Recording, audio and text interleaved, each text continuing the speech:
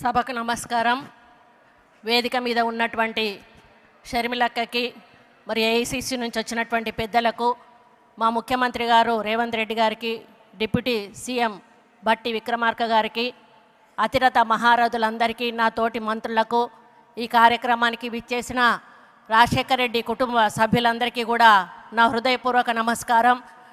మరి ఈరోజు ఈ కార్యక్రమంలో ఒక ఆడబిడ్డగా పాల్గొనే అవకాశం నాకు కల్పించిన సోదరిమణి షర్మిల గారికి హృదయపూర్వక నమస్కారాలు తెలియజేస్తూ ఉన్నాను.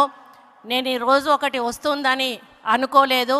ఎందుకంటే దశాబ్ద కాలం నుంచి కూడా రాజశేఖర్ రెడ్డి గారు ఒక విధంగా మన మనసుల్లో ఉన్నా కూడా రాజకీయంగా కనుమరుగైపోయారనే విషయాన్ని ఇక్కడ చెప్పాల్సిన అవసరం ఉంది.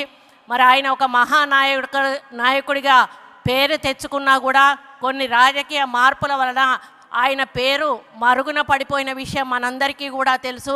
కానీ ఈరోజు రాజశేఖర్ రెడ్డి బిడ్డగా వైఎస్ షర్మిల గారు మళ్ళీ తన తండ్రిని ప్రజల్లోకి మరి తీసుకొచ్చి నానా నేనున్నాను అనేటువంటి ఒక భరోసా కల్పించి రాజశేఖర్ రెడ్డి గారిని మనం ముందుకు తీసుకొచ్చినందుకు మరి వారిని అభినందిస్తూ ఉన్నాను. మరి నాకు చాలా గర్వంగా ఉంది. ఈరోజు వస్తుందని నేను అనుకోలేదు.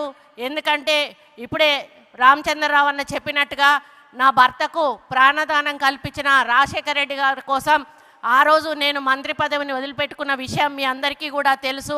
చాలామంది తర్వాత నన్ను అడిగారు, నీ ఒక్కరోజు కూడా బాధపడలేదా నీ మంత్రి పదవి వదులుకున్నందుకు అంటే నేను ఒకటే మాట చెప్పాను, అటువంటి నాయకుడి కోసం ఒక మంత్రి పదవి అనేది తృణప్రాయంగా వదిలేయడం మామూలు విషయం, అది పెద్ద గొప్ప విషయం కాదు అని చెప్పి నేను ఏ రోజు కూడా బాధపడలేదు.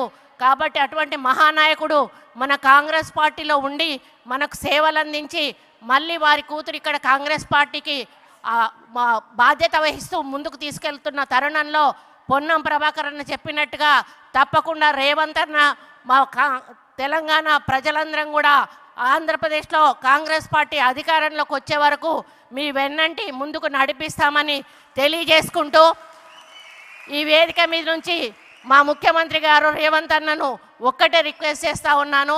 అన్న ఒక సమైక్యాంధ్రలో ఒక మంచి ముఖ్యమంత్రిగా పేరు తెచ్చుకున్న రాజశేఖర్ రెడ్డి గారికి ఆయన స్మృతివనం అంటూ ఇక్కడ ఆంధ్రప్రదేశ్లో లేదు, అక్కడ తెలంగాణలో లేదు.